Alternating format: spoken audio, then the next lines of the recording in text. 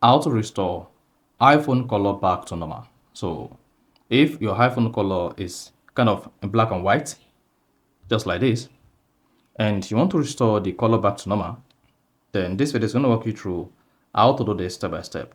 So if I don't know this, you found this often informative, please don't forget to like and then subscribe.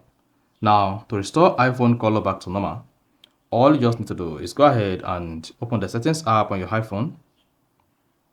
On the settings page, scroll down and choose accessibility.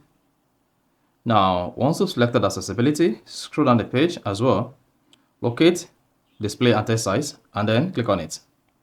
Once you click on display and text size, you want to scroll down, just keep scrolling. Locate color filters and click on it.